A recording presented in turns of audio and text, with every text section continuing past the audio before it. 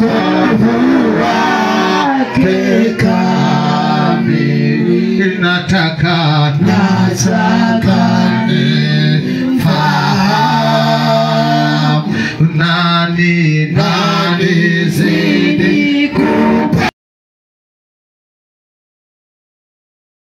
mapenzi yake, nifanye yale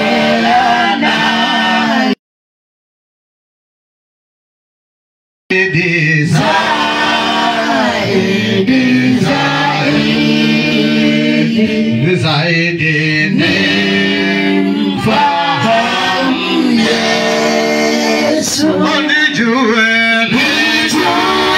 pendo lake na wokovu wake kamili. Nataka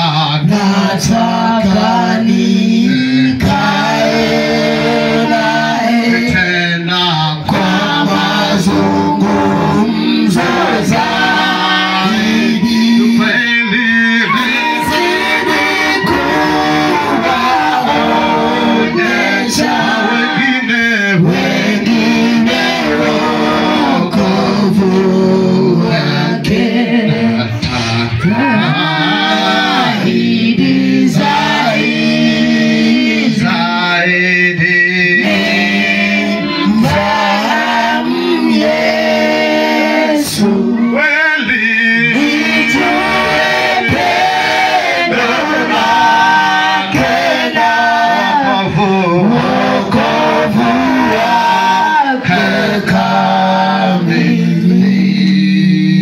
Endelea kusema hivyo. Rudi katika kitenzi hiyo beti la pili.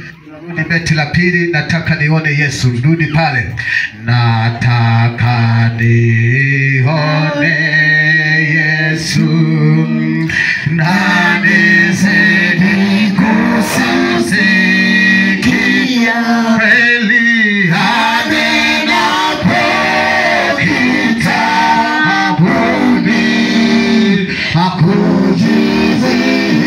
hakujidhihirisha kwangu zaidi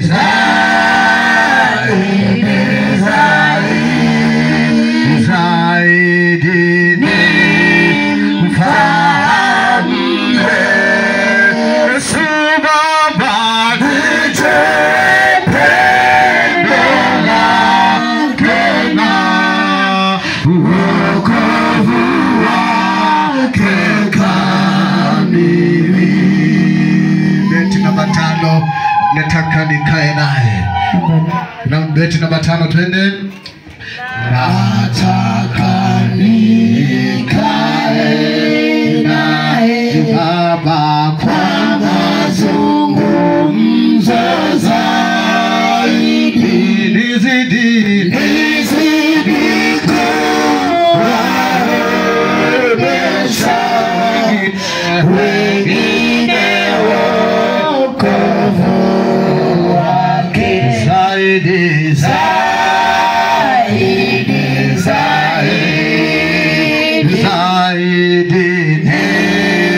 nimfahamu Yesu Baba,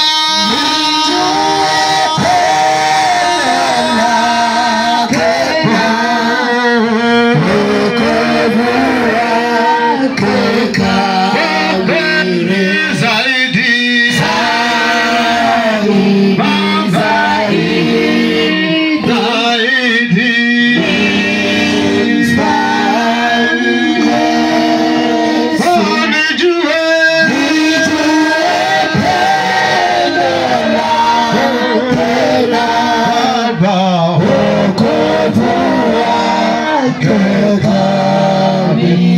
Mchungaji, omba mlete mtumishi wa Mungu. Baba, katika jina la Yesu Kristo, mfalme Mungu mwenye nguvu, Baba uliye mwaminifu, tunakushukuru Baba yetu kwa ajili ya majira haya tena. Baba, tunapoingia kujifunza neno lako, Mungu simama nasi sasa. Baba, ukapate kutuelekeza. Baba, ukapate kutufundisha kwa kila mmoja aliyoko mahali hapa Kristo. Baba, asante kwa sababu unakwenda kusema nasi. Baba, asante kwa sababu unakwenda kutufundisha. Baba, ili tupate faida mbele zako. Roho Mtakatifu sasa simama ukaseme na kila mmoja. Roho Mtakatifu ukafungue kwanza kila mmoja, ili Baba tukaweze kulifahamu neno lako, ili Baba tukaweze kukujua wewe, ili Baba tukaweze kukuona Kristo, ili Baba tukaweze kuiona nguvu yako, ili Baba tukaweze kushuhudia matendo yako makuu, ili Baba tukaweze kukuona jinsi ulivyo mwaminifu, unavyokwenda kufungua Jehova, unavyokwenda mfalme kusimama ndani yetu, unavyokwenda kuponya Kristo, unavyokwenda kuonekana Roho Mtakatifu. Libarikiwe jina lako Kristo, liinuliwe jina lako Bwana, kwa maana Mungu wetu unakwenda kusimama. Ni asubuhi njema ambayo umekusudia Kristo, ya kwamba Baba useme na watoto wako, ya kwamba Bwana useme na kanisa yako, ya kwamba mfalme ajifunue kwetu, ya kwamba Baba uonyeshe matendo yako makuu ambayo Bwana umekusudia kuyaleta kwetu. Hakika Mungu wetu unakwenda kutenda. Pokea sifa na utukufu mfalme, kwa sababu unaonekana. Katika jina lako Yesu Kristo, Baba tumeomba na kushukuru. Amen. Amen. Bwana Yesu asifiwe. Nakusalimu katika jina la Yesu. Saidia kunipa sauti kidogo. Basi nitumie fursa hii kuwakaribisha ibadani. Bwana asifiwe sana. Lakini pia kwa watu ambao wanatufuatilia katika Facebook na YouTube, tuko live sasa hivi kupitia ukurasa wa Apostle and Prophet Amos pale YouTube, lakini pia kwa Facebook Apostle Amos Ngosha. So I would like to take this opportunity to welcome you brothers and sisters wherever you're watching us from. I know some people are watching us from America, some people are watching us from Asia, and some people are watching us from Europe. So wherever you're watching us from, and without forgetting my people from Africa, Tanzania, I know our brother chief missionary Pastor Stephen is watching us from Nyamikoma, Tanzania. So you are welcome, everyone who is watching us right now. So know that distance is not a barrier. So I take this time to welcome you. This service will learn through Swahili language, and wherever you are watching us, we don't have any interpreter who will translate for us from Swahili language to English language, but we trust the God that what God needs you to receive, you will receive. Distance is not a barrier, language is not a barrier. God bless you, Pastor Ezra from Nyamikoma. God bless you, Pastor Stephen from Nyamikoma. God bless you everyone, and God bless you. Mliwaona, kwa hiyo wengi wanatufuatilia, kwa hiyo tunampa Mungu tukufu. Bwana Yesu asifiwe sana.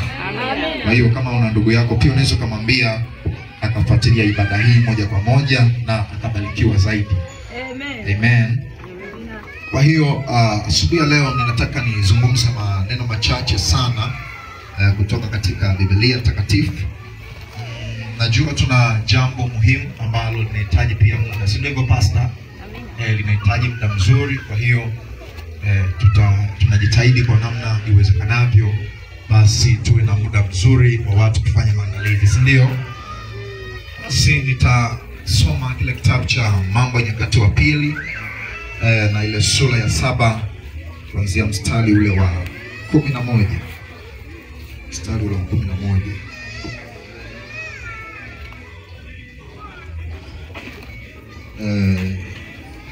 Maandiko yanasema katika kitabu cha Mambo ya Nyakati wa Pili sura ya 7 mstari wa 11 na kuendelea. Amen.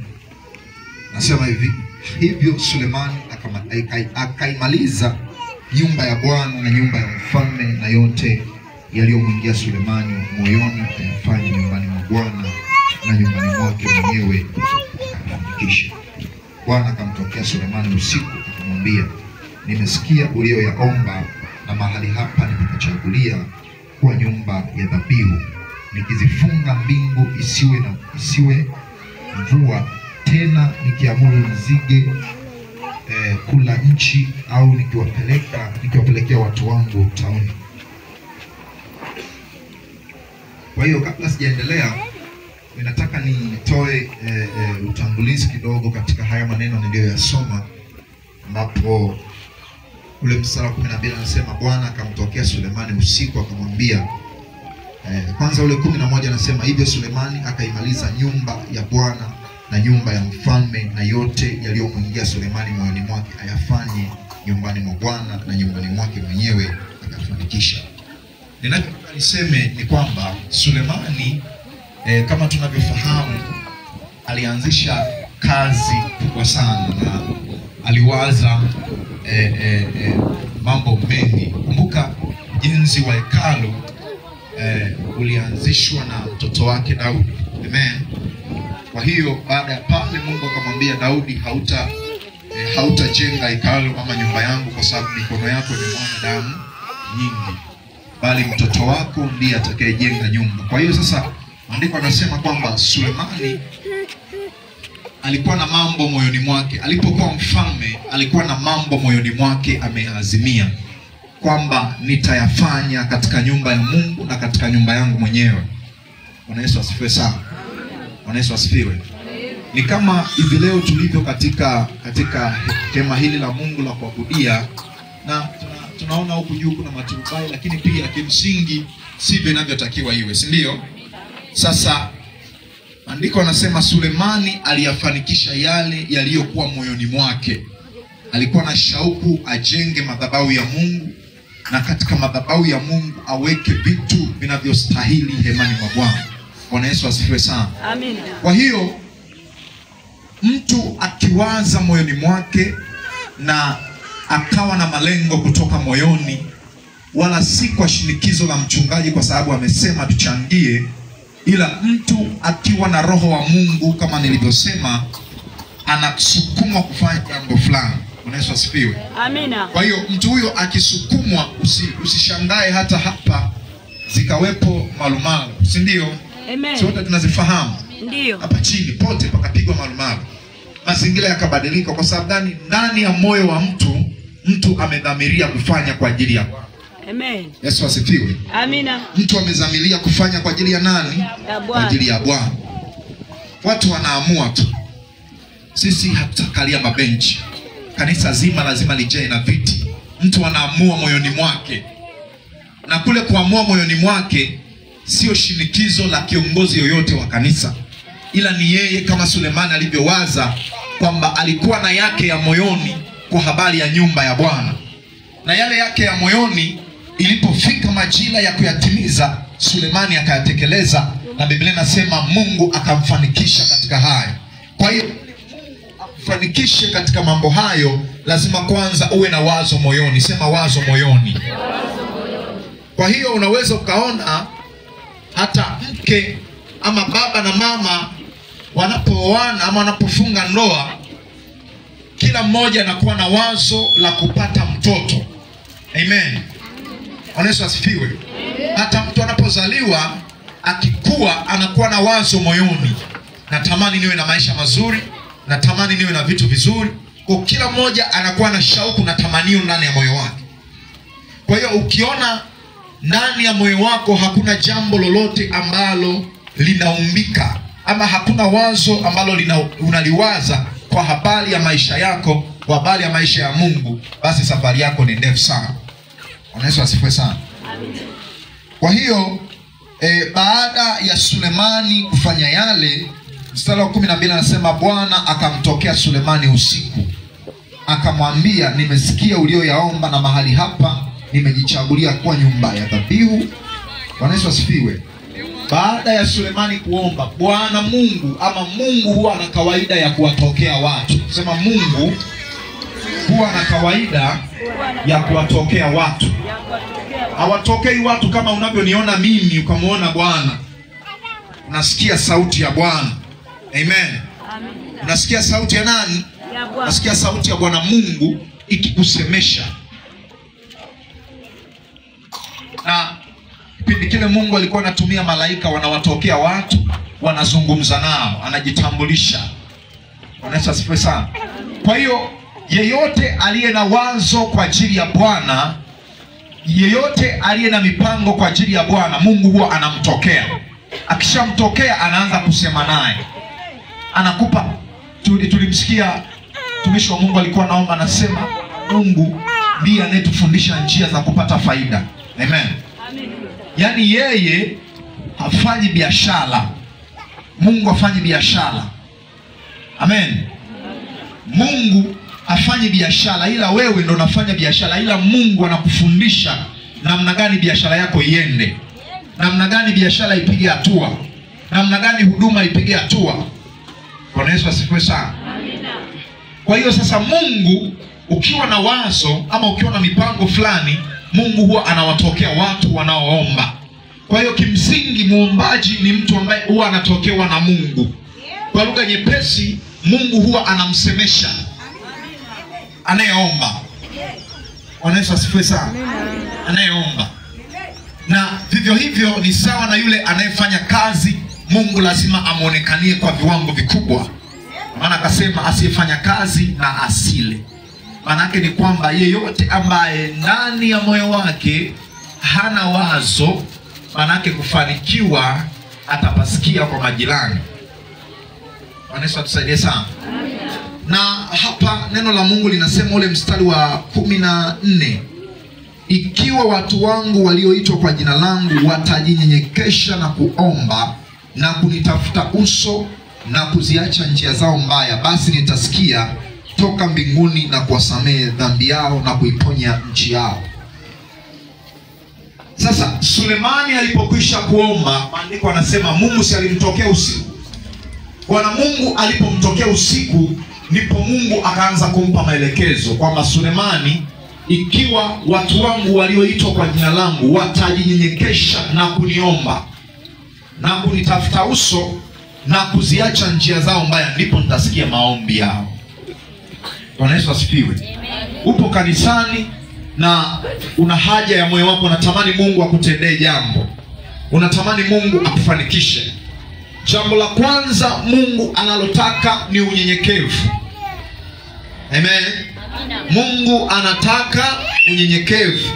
Na kisha baada ya unyenyekevu, Mungu anataka aone watu wanaomtafuta. Na katika kumtafuta Mungu uziache njia zako mbaya. Yesu asifiwe sana. Kwa hiyo ndo kanuni Mungu anampa Sulemani ili watu wafanikiwe. Na ili Mungu asikie maombi, anataka unyenyekevu, anataka watu wamtafute, anataka watu pia waziache njia zao mbaya, ndipo Mungu atasikia maombi. Kwa hiyo kama upo kanisani kwa waganga, imekuwa ni kawaida yako, acha mara moja. Kwa sababu Mungu hatasikia maombi yako unayoyaomba.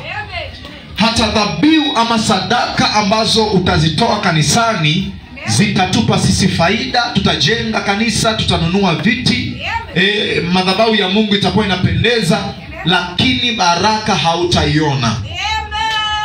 Bwana Yesu asifiwe. Utajitahidi kutoa sana ili mchungaji anione. Utajitahidi kuomba sana ili mzee wa kanisa akuone, akuchague kwenye kitengo fulani. Lakini kama maisha yako hayana unyenyekevu, sio ya kumtafuta Mungu. Kwa hiyo tunapozungumza kumtafuta Mungu, Mungu anasema usiwe na miungu mingine ila yeye peke yake. Kwa hiyo ukiwa kanisani na unaona ziara zako baada ya kanisa kuomba, ukitoka hapo na kwenda kwa mzee fulani akupe dawa ya zindiko, ukazindike shambani, ukazindike kwa familia. Bwana Yesu asifiwe. Kama unakwenda kuomba baraka kwenye makaburi ya baba zako wakubwa, bado una safari ndefu. Na Mungu anasema utubu na umtafute, uiache njia yako hiyo mbaya unayoiendea, ndipo asikie kilio chako, ndipo asikie maombi yako. Kwa hiyo mtu wa Mungu, jumbe wa leo ambao nataka nikuletee ni kwa habari ya kumtafuta Mungu. Na unapomtafuta Mungu sharti uiache njia yako mbaya. Asifiwe sana. Kama unajua kuna tabia inayokuzonga na inayokusumbua, basi jifunze leo kumtafuta Mungu ili Mungu asikie maombi. Kuna maombi ambayo Mungu anataka ayasikie kutoka kwako. Maombi gani Mungu ambayo anataka kuyasikia? Anataka asikie ukiomba juu ya huo uongo uliokaa ndani ya kinywa chako. Anataka asikie ukiomba juu ya ile tabia ya usengenyaji iliyokaa ndani yako. Ukishaomba, maandiko yanasema Mungu kutoka mbinguni atasikia maombi yako. Na akishasikia maombi, amesema ataiponya nchi yako. Bwana Yesu asifiwe. Kwa hiyo mstari ule wa mstari wa 15 anasema, sasa macho yangu yatafumbuka na masikio yangu yatasikiliza maombi ya watu waombao mahali hapa. Amen. Kwa hiyo macho ya Mungu yatafumbuka. Maana yake ni kwamba Mungu atatenga muda wake kumsikiliza kila mmoja anayeomba. Haijalishi hapa tuko 100, tuko 200. Tutakapoomba kila mmoja Mungu atamsikia kwa zamu yake. Amina. Bwana asifiwe. Amen. Lakini ili Mungu akusikie kwa zamu yako, hapa tuko watu wengi sana. Na kila mmoja ana mahitaji yake mbele za Mungu. Kila mmoja anatamani Mungu amtendee kama vile anavyoomba. Lakini kanuni ya kwanza, lazima uziache njia zako mbaya. Amen. Amen. Yesu asifiwe. Kama ni mchawi, acha uchawi. Na hapo hatutasita kusema acha nini? Chawi. Si unataka ubarikiwe? Amen. Si unataka umuone Mungu? Amen. Si unataka upate watoto? Amen. Si unataka ujenge na kumiliki? Amen. Ziache njia zako mbaya ili uone baraka za Mungu. Ni kweli. Amen. Yesu asifiwe sana. Yesu huyo. Yaani Mungu jinsi alivyo ni sawa na mzazi kwa watoto jinsi alivyo. Amen. Vile unavyomwambia mtoto wako ili umnunulie nguo, umtengenezee mazingira mazuri, atengeneze mazingira ya kukuheshimu. Kwa hiyo vile watoto wako unavyotaka wakuheshimu, ndivyo Mungu anataka umheshimu. Amen. Hakuna baraka ambayo mzazi ama zawadi ambayo mzazi anaweza akampa mtoto ambaye anamtukana, mtoto ambaye hamheshimu. Hayupo. Mzazi wa namna hiyo. Kabisa. Bwana Yesu asifiwe sana. Amina. Hata kama amekuzaa. Mpaka ujirekebishe ndio mzazi anaweza akafanyaje? Akakupenda. Zawadi au akakupenda. Hata Mungu, watu wa Mungu, Mungu amesema kwamba macho yake yatafumbuka pale ambapo atasikia watu wakiomba. Amina. Mimi wanashangaa sana tunapofika saa ya maombi. Nashangaa sana watu wanasema wacha mgeni aombe mwenyewe. Ama wacha wachungaji wafanyeje? Waombe. Mwingine ametulia kimya, lakini jua hapa maandiko yanasema kwamba ikiwa watu wangu walioitwa kwa jina langu watajinyenyekesha na kuniomba na kunitafuta uso. Yaani kama unajua Mungu amekuita kwa jina lake, sharti uombe. Amina. Naelewa mtu wa Mungu? Amen. Kama unajijua Mungu alikuita kwa jina lake na akamwaga damu yake kwa ajili yako, sharti umtafute Mungu uso wake.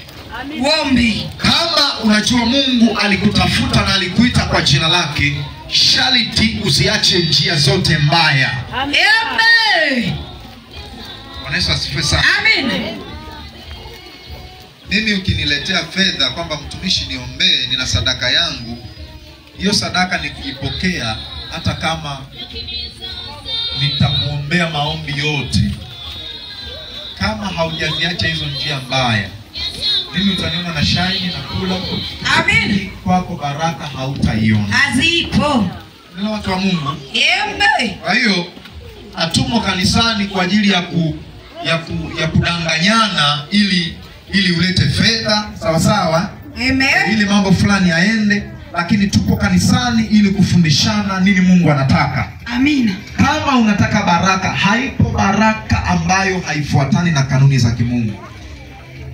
Amen. Anasema watu walioitwa kwa jina langu wanyenyekee. Amina. Kunyenyekea ni kushuka kabisa. Bali Bwana Yesu asifiwe. Amina. Kubali. Najua kukubali tunapokuzungumzia, kuna mtu anaenda kuomba mbele za Mungu, ana shida lakini ana majibu ya hiyo shida.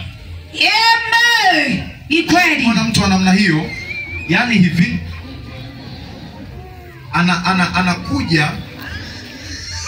anakuja kwa mfano, mtu anaweza akaja anataka umpe ushauri, si ndio? Sasa mama, mtu anakuja anataka umpe ushauri. Anasema hivi, kwa mfano, tuzungumze kwenye eneo la ndoa ambalo ndio linakuwa na waumini wengi na washirika wengi, si ndio? Amen. Anakuja mtu anasema, dada ama rafiki yangu, ndoa yangu mimi nimepata shida. Anakuelezea matatizo yake, changamoto zake. Ninaomba unishauri. Dada anakueleza changamoto zake. Sasa wewe kwa hekima yako na vile Mungu anavyokuongoza unamshauri. Unapomshauri, labda anapitia changamoto, pigwa na mume wake. Sasa unamwambia, ndugu yangu, vumilia. Endelea kumuomba Mungu. Bwana Yesu asifiwe. Amina. Umemaliza kumshauri, anakuambia hivi, ila mimi nilichofikiria ni bora tuachane. Yaani amekuja umshauri, lakini anayekuja ashauriwe amekuja na majibu yake. Amen. Amen. Sasa amekuja na majibu yake, umemshauri vizuri kabisa, endelea kumwomba Mungu. Naamini Mungu ashindwe. Lakini baadaye anakuambia, mimi nilivyotathmini tangu nimetoka nyumbani na kuja hapa, nimeona bora tuachane, kila mmoja apite na njia yake. Sasa unajiuliza hivi, kama ulikuwa na majibu ulikuja kutafuta nini? Hapo sasa Ndivyo Mungu anavyotaka, kwamba kunyenyekea ni kushuka, kukubali kwamba hujui chochote. Amina. Yesu asifiwe sana. Amen. Kubali hujui chochote. Unajua tunapoomba ama tunapozungumza habari za Mungu, tukifika kwenye mambo ya Mungu, Mungu huwa haangalii fedha, haangalii uzuri wa mtu, haangalii ubaya wa mtu. Mungu anataka moyo uliopondeka. Amen. Yesu asifiwe sana. Amen. Kwa sababu tunapofika kwenye eneo la kumtafuta Mungu, kuna mtu mwingine anaangalia jinsi nilivyovaa, hivi kweli ni galagale kabisa namtafuta Bwana, namlilia Bwana. Haiwezekani. Matajiri hatuombaji hivi. Bwana Yesu asifiwe sana. Mwenye kuomba hivi ni maskini asiyekuwa na hela, lakini sisi wenye pesa hatuombaji hivi. Sikiza. Biblia inasema, sionei haya injili, maana ni uweza wa Mungu letao wokovu kwa Myahudi kwanza, kwa Myunani pia. Amen. Bwana Yesu asifiwe. Amen. Kusifu ni kwa watu wote. Amina. Kisoma maandiko utakutana neno linasema, mpigieni Bwana vigelegele enyi wenye haki. Amen. Kwa hiyo vigelegele sio vya wamama. Amen. Vigelegele kumpigia Mungu, vigelegele sio wamama tu. Kweli kabisa. Ni kwa wale wenye haki, Hakika. wanaomjua Mungu. Amen. Hata mwanaume anaweza akapiga vigelegele. Amen. Hata mwanamke anaweza akapiga miluzi. Amen. Kwa tafsiri hiyo, kama mwanamke anaweza akapiga vigelegele na miluzi, manake hata kuomba sio kwa wanawake peke yao, sio kwa wachungaji peke yao. Hata mshirika anaweza akazitikisa mbingu. Amina. Amen. Kwa hiyo unaweza ukaomba na majibu yakatokea. Amina. Itakuwaje kama kazi ya kuomba imemwachia mchungaji, na siku mchungaji akiwa hayupo, Kanisa limekufa. kanisa limekufa, si? Bwana Yesu asifiwe sana. Amen. Kwa hiyo Mungu anataka mtu ambaye ananyenyekea. So baraka za Mungu hatusemi kwa sababu kuna prophet amekuja ama apostle amekuja, kwa hiyo akitamka tu baraka inakufuata. Baraka ina kanuni. Amina. Lazima unyenyekee mbele za Mungu. Amen. Lazima umtafute Mungu. Amen. Lazima uombe. Ndipo macho ya Mungu yatafunguka. Amina. Watu wote waliomtafuta Mungu kwa bidii, Mungu alionekana. Maandiko yanasema hivi, na wapenda wote wale wanipendao. Amina. Wanitafutao kwa bidii wataniona. Amen. Mungu anawapenda watu wote, lakini wale watakaomuona Mungu ni wale wamtafutao Mungu kwa bidii. Amen. Ndio maana hata jana nikasema kwamba kuna watu inapokuja Jumapili unaona anainuka anatoa ushuhuda na anashuhudia yale Mungu aliyomtendea. Mtu anathibitisha matendo makuu ya Mungu, lakini kuna mtu tangu amezaliwa na akaingia kanisani hajawahi kuyaona matendo ya Mungu Kabisa. wala hayajui ana sura gani. Kabisa. Ukitaka uamini, nenda kamuulize Musa ukifika kule mbinguni kule kwa Baba, sawa? Ukipata neema ya kufika, na mimi nakuombea upate neema ufike. Amen. Ukutana na Musa na wana wa Israeli waulize. Musa alikuwa anazijua njia za Bwana, alafu wana wa Israeli walikuwa wanayajua matendo ya Bwana. Amina. Amen. Kuna watu kanisani ambao wanayajua wao matendo ya Mungu. Lakini njia za Bwana hawazijui. Ikiwa na maana ya kwamba kuna watu wakifika wanaona tu viti vinajiletaka vyenyewe. Amen. Wanaona hata hii maiki ninayohubiria imejileta yenyewe, kashuka tu ikaja. Bwana Yesu asifiwe sana. Amina. Kwa kuna watu wanayajua matendo ya Mungu lakini hawazijui njia za Mungu. Amina, ni kweli kabisa. Bwana Yesu asifiwe sana. Amen. Bwana asifiwe. Amina. Ukimwona mzee wa kanisa anajitayarisha kuomba, unamwona kama hana akili, amechanganyikiwa, si ndio? Amina. Biblia inasema kwamba neno msalaba kwao wanaopotea ni upuuzi. Bali sisi tunaookolewa, tunaotafuta baraka, tunaotafuta kuinuliwa, tunaotafuta Mungu atusemeshe, ni nguvu ya Mungu iletayo wokovu. Kwa hiyo kuna mtu akikuona unaomba, anasema umepoteza muda, anasema umechanganyikiwa kabisa. Akikuona unafunga kabisa, kwa sababu Biblia inasema hivi, kuna mambo namna hii haitoki ila kwa kufunga na kuomba. Kwa kuna namna ili mambo yakuje unatakiwa ufunge na uombe. Wakati tunafunga kuna mtu atakudharau. Kama vile Nehemia alivyosimama kujenga ukuta wa Yerusalemu, wakainuka kina Sanballat na Tobia, wakasema kwamba huyu anasimama kujenga kazi, anajenga ukuta, hata mbweha wakiuegemea ukuta unaanguka. Nakumbuka ukuta wa Israeli sio kama huu.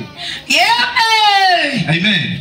Tofauti kabisa. Ukuta wa Israeli urefu unaotoka hapa kwenda hapo ndo ukuta huu moja. Unanielewa sawa sawa? Kabisa. Yaani hapo unapopaona ndo ukuta wa Israeli, yani ndo ukuta mmoja huu urefu wote upana. Tunasaidie sana. Amina. Sasa Nehemia amekaza kujenga ukuta, baada ya kubomolewa wakatokea watu wakaanza kuwadhihaki, hata mbweha akija kiuegemea unaanguka. Kwa kuna watu wakati unamtafuta Mungu watakudharau. Amen. Ndio wale sasa wao wanayajua matendo ya Mungu, wanashangaa, mbona mzee wa kanisa siku hizi anabarikiwa, mbona fulani siku hizi maisha yake yako tofauti. Wao wanajua kwamba wanaona matokeo ya maisha yako, lakini hawazijui njia ulizotumia. Amen. Wana wa Israeli walikuwa wanaona Musa anapiga bahari inagawanyika, wao wanapita. Lakini imekuwa kuaje mpaka maji yamegawanyika hawajui. Kabisa. Kanuni yake, siri yake ni kumtafuta Mungu, kunyenyekea mbele za Mungu. Kunyenyekea mbele za Mungu kuna majibu yanatokea. Hata wewe uliyeko mahali hapa ukijifunza kunyenyekea mbele za Mungu, kumtafuta Mungu na kuomba, ndipo mbingu zitafunguka. Amina. Bwana Yesu asifiwe sana. Bwana tusaidie sana. Amina. Natamani sana uwe na moyo wa unyenyekevu mbele za Mungu, lakini pia jifunze kumtafuta Mungu katika mazingira yote. Amina. Inasema kwamba wamngojao Bwana watatiwa nguvu mpya. Kwa hiyo kwa kadiri unavyomtafuta Mungu ndivyo Mungu anavyoonekana kwako. Amen. Kwa kadiri unavyoomba ndivyo mambo makubwa yanaonekana kwako. Amen. Kwa kadiri unavyosogea karibu na Mungu ndivyo mambo mazito yanaonekana kwako, ndipo Mungu anafungua siri. Amen. Amen. Kuna watu ukiangalia katika malango ya nyumbani kwao huko wana matatizo mbalimbali makubwa. Yani tu huko kanisani ni neema ya Mungu tu kuwa na hiyo amani ulionayo. Wamama wa Mungu tunaelewana jamani? Amen. Amen. Amina. Wamama si tunaelewana? Amina. Punga mkono kama tunaelewana. Amen. Kuna mambo sisi ndo tunayaharibu. Kabisa. Nikwambie Mungu hajawahi kumwacha mtu, isipokuwa mtu anamwacha Mungu. Amina. Anielewa mtu wa Mungu? Amina. Mungu hajawahi kuacha kumbariki mtu, isipokuwa mtu anajitenganisha na ile baraka ya Mungu. Amen. Ameshasema atakubariki. Na ndio maana neno la Mungu lilikuja kwenu nyinyi wa mama, mkaambiwa hivi: mwanamke mpumbavu huibomoa nyumba yake kwa mikono yake mwenyewe. Pale hayapo mashetani. Amen. Pale hayupo mwanakadaso, hayupo pale. Amen. Pale hayupo mchawi wa kuivunja ndoa, ila niko nasema mwanamke mpumbavu anaibomoa nyumba yake kwa mikono yake mwenyewe. Mungu atuhurumie. Mwanamke atamlinda mume wake kwa maombi. Ukiuliza hapa walioolewa, wangapi wanaombeanga waume zao? Kama utapata hata mmoja. Ule ukweli tu, yani ukiamka, Baba Mungu katika jina la Yesu namweka Baba Joan mikononi mwako. Baba msaidie na ponda kile kiburi, ponda roho fulani. Nani anayefanya hivyo? Kwa uaminifu nyosha mkono. Ni wa mama mchungaji, tuna mchungaji. Poleni sana na Mungu awahurumie. Subiri tuulize maswali. Wangapi wameolewa? Nyosha mkono hivi. Kwa uaminifu nyosha mkono. Usishushe kabisa, nyosha mkono. Nyosha mkono kwa uaminifu, usishushe. Kama umeolewa nyosha mkono. Mume wako yuko wapi? Yuko nyumbani. Ameokoka? Tayari. Hapa nimeona mikono hapa. Walionyosha pamoja 2 3. Nilikuona. Sasa wakina Baba Joan wako wapi? Hawapo. Lakini wanakuja kanisani. Kwa nini? Mwanamke atamlinda mume wake kwa maombi. Na Biblia ikasema hivi, ili mwanaume aingie ibadani, matendo yako mema yatamvuta. Bwana Yesu asifiwe. Ishu ni hivi, hatutaki kumuomba Mungu kwa habari ya ndoa zetu. Yaani ukikurupuka ukiamka asubuhi ili mradi ameacha hela ya kula, Bwana tusaidie. Yaani akishafanya hayo, wewe unasema safari njema naye ni chakaba. Ila mengine, yaani unajua hivi kuna watu wameshamwekea Mungu garantii kwamba mimi Mungu nikiokoka kwenye nyumba yangu inatosha. Kwa hiyo hata mtoto wangu akiwa mvuta bangi sana, ila mimi nikiokoka nifanyaje? Lakini bado tuna kazi ya kufanya. Amen. Watu wa Mungu mlieko mahali hapa, umesikia mama? Umesikia? Yaani ukianza leo kuomba, wewe kazana tu kuomba. Siku moja macho ya Mungu yatafumbuka, alafu yataiangalia, yatamulika ndoa yako. Amina. Naona baraka inaanza kutokea. Amen. Nitakuja siku moja hapa kutoa ushuhuda, nimekuja kuokoka. Amina. Bwana Yesu asifiwe sana. Amen. Hayo mambo yote yanawezekana kwake yeye anayeamini. Amina. Ndio tunapozungumza hivi, wengine wanaweza kaona kama masiala. Kuna mtu unajua mpaka mume wake amemwekea garantii, yaani ameshampima kwenye kipimo hivi, si ndio? Yaani kuna watu mnawajua waume zenu, yaani unajua kabisa sema hii sura kabisa ya kuokoka hii sura kabisa iende ikapige voko, ikapige sheki kabisa pale. Hii sura hii unamjua. Sasa Mungu anavyomtazama tofauti na wewe unavyomwangalia. Amen. Kuna watu ni wakina Sauli, mnaishi na kina Sauli, lakini kuna siku wataokoka. Wewe endelea kumuomba Mungu, endelea kumlingana Mungu kwa ajili ya ndoa yako. Amen. Endelea kumlingana Mungu kwa ajili ya mzazi wako, endelea kumlingana Mungu kwa ajili ya watoto wako. Kuna siku Mungu atawatoa kwenye hilo shimo la uharibifu ambalo wametumbukia kwa jina la Yesu Kristo. Amen. Kwa hiyo kwa wakati ambao tumetumia kushare na ninyi, ninatamani tusimame na tumuombe Mungu katika neno hili. Mungu atupe roho za nini? Za unyenyekevu, kumtafuta yeye. Amen. Bwana Yesu asifiwe sana. Amen.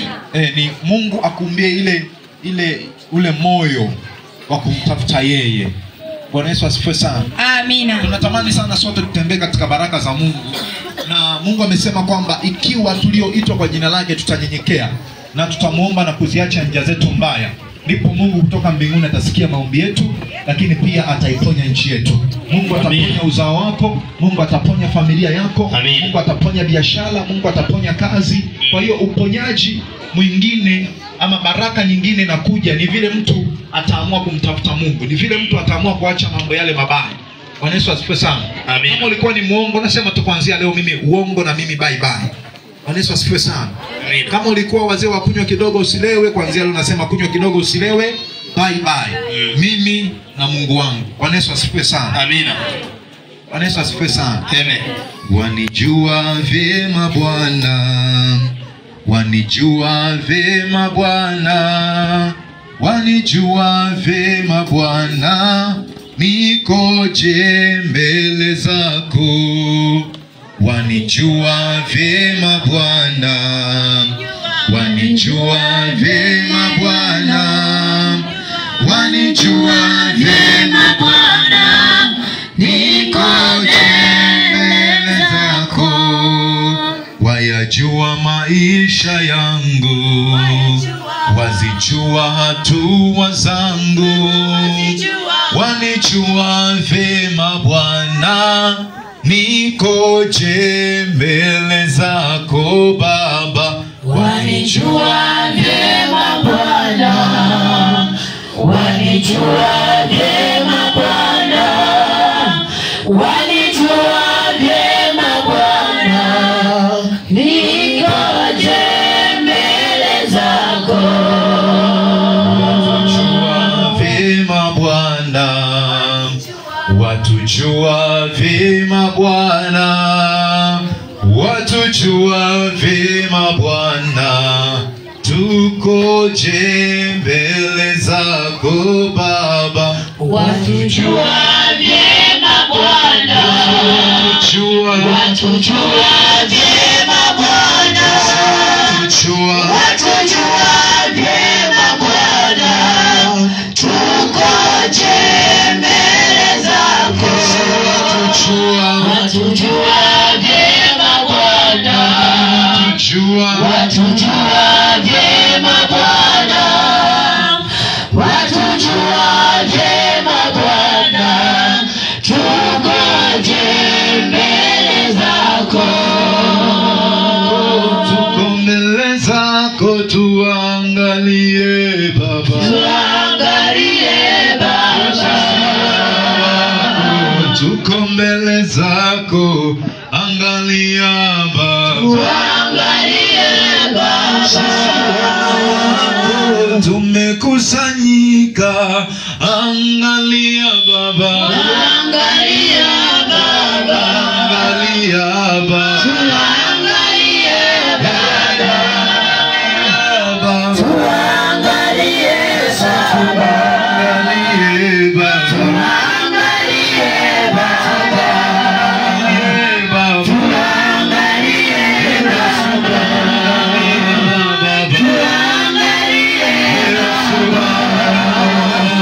tuangalie Baba, ningekuwa wapi mimi, oh kama sio wewe, ningekuwa wapi mimi, umejawa na rehema na neema.